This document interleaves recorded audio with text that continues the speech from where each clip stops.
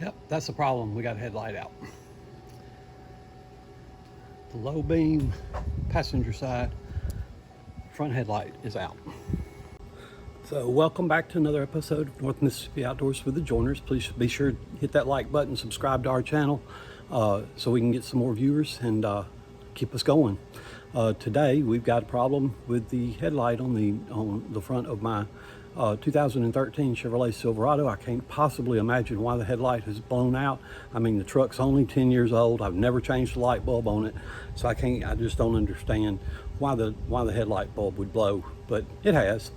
I don't think 10 years is too terribly bad out of a light bulb, but we're going to change it out. It is on the passenger side, so I'm going to bring you along as we do that. It's not the easiest one to get to. The driver's side would have been much easier, but check us out and see how to change out a light bulb.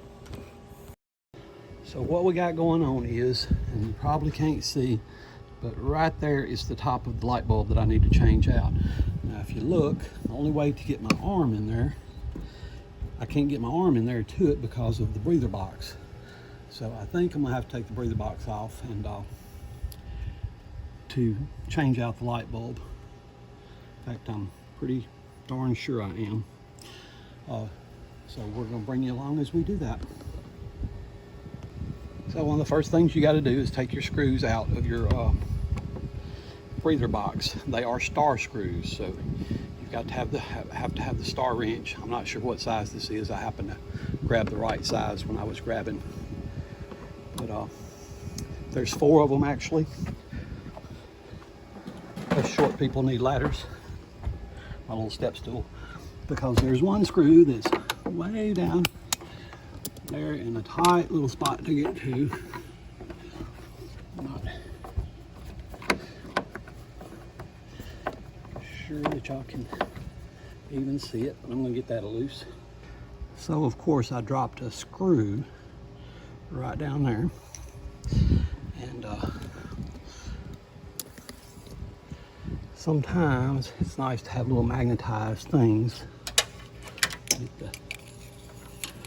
to get my screw back, and I got it.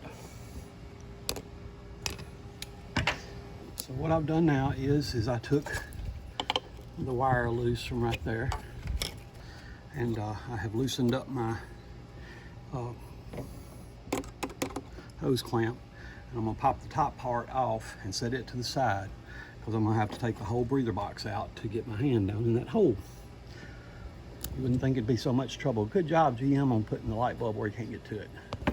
So on your breather box, what holds it in place is you've got a couple of pins. One right there, well, right there. And then you've got another one that stays with the vehicle that goes in there. That might have been a pin, and I might have broke it off. No, it's not a pin. Where is it? 1, 2. Yep, I think that was a pin too, and I think I broke it off. So it's gonna go back with only 2 instead of 3, but it should be fine. So I got the whole breather box off. Hopefully now I can get, oh yeah, get my hand right down in there. You turn the bulb, probably couldn't see that, but you just turn it like a 1/4 turn clockwise, and that pulls it out. And there it is. Now I have been told that you want to use a cloth or latex gloves because you don't want to touch your new bulb when you go to change it out, so I'm going to grab a towel to do that with. All right, so after another quick trip to Walmart, we are back with the H11 bulb that is supposed to fit. So we're going to get busy and try to plug it up and put it in.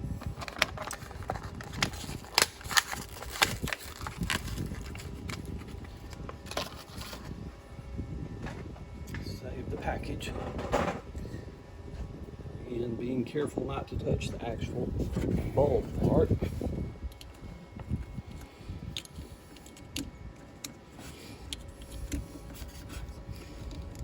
I believe that's in there. Yep. Put it back in the hole. Probably can't see nothing that I'm doing. Find the spot. Oh, there's there's my hand, there's the light bulb. But gotta get it right there and like a quarter turn towards the driver's side. Everything looks to be in place. Let's turn on the headlight and see what happens. Set the camera down, I think, or that the top headlight should.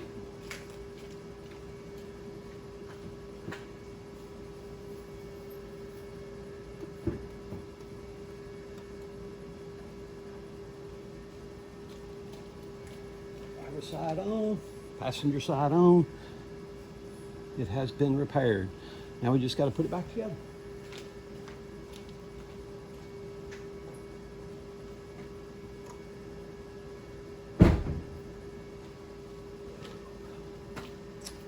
So we're going to take the breather box, put it back in place, put the filter back in it, put that on there, and reconnect our hose clamp, just a reverse of everything that we've done. I'll show y'all in just a second. So we got our breather box popped back in place. Air filter is in fairly good shape. I don't remember how long ago it was I've changed it. As a matter of fact, I'm not sure I've ever changed it. Probably need to, but not today. Oh, by the way, that H13 bulb that I bought, or H11 bulb that I bought, cost $1 more than the other one. So the high beam is $1 less than the low beam. But now we're going to put the cover, take the cover here, connect it back to our hose clamp here, and hook our wire back up, and we should be set to go.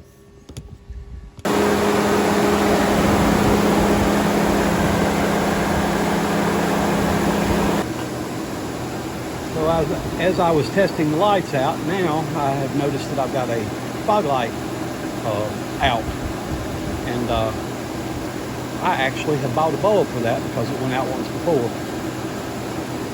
So I'm going to get busy and replace that bulb, I guess, or wiggle the wire and it'll start back working. But I believe they're pretty easy. I think you just pop them out from the front and replace the bulb, but we'll check it out. All right, so to change out our fog light bulb, hey, you can see me in my bumper. That means it's clean. It's not that clean. But we're going to need to take this fender well here and pull it back. It's got a 10mm bolt right there, and then it's got a couple of 7mm bolts right here, and I think when we take those loose we should be able to pull it back and have access to the fog light bulb from the inside. So stand by and we'll get that. So I'm underneath the vehicle. What I figured out was actually there's no need to take your fender flare loose because you can reach right up in here, and it has a couple of clips. If I can do it with one hand, seem to be having some trouble. There we go. Got the plug loose, and then it's got a couple of clips. I don't think I'm quite strong enough to pinch it with my one hand, but that's going to pull the bulb out if I can actually do it. See, and there's the bulb. So I didn't even have to take the fender flare off. I only loosened the one 10mm bolt, and there's my bulb right there. So easier than I thought, except you have to lay on the ground. So hold on, let me get my new bulb. So I just so happened to have a spare fog light bulb in my truck. It wasn't actually a just so happened. It's a 5202 for the 2013 Chevrolet Silverado. You can see that the bulbs match. This one's got the black housing instead of the lighter yellow housing.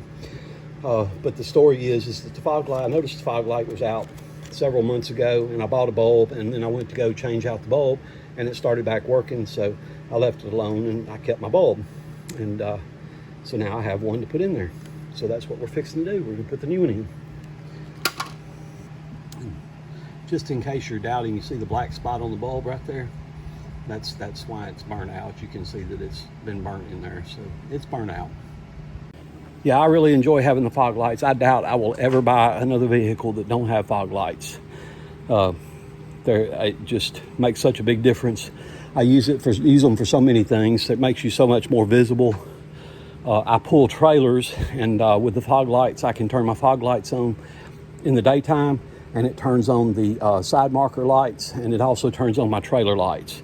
So I really like the fog lights, and like I said, I probably won't buy another vehicle that don't have fog lights. But now I'm going to pop that fender well back in place, screw it down tight, and be done for today, I hope, with the truck. And then I've got a fishing rod and reel that I've got to reline. One of my reels broke the other day, and I ordered a part. The part cost $5.95, and shipping to get the part shipped to my house was $7.25. And I don't have a lot of experience at repairing reels, and so it took me about 6 hours to finally get it taken apart, new part on, put back together where it was working right. But I finally did it, and I'm going to have to reline that reel today. So that's my next project after this. But I think I'm going to wrap up this video with all the lights working, and thank y'all for watching. Please be sure and subscribe to my videos on YouTube. We are at North Mississippi, or North MS Outdoors with the Joiners. We have a website, northmsoutdoors.com. Have a Facebook page, North MS Outdoors.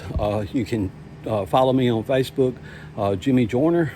I have a Facebook, North MS Outdoors has a Facebook page of its own. We have a Facebook group. We're trying to hit all the social media, trying to get up enough subscribers, right now we're at 475. I guess the next goal is to 25 more subscribers to hit 500. And then we would like to, the magic number for Facebook is 1,000 hours and 1,000 subscribers, not for Facebook, for YouTube, 1,000 subscribers and 4,000 watched hours. So I need a lot of y'all to watch videos, and I need a lot of y'all to share my videos. So please do that.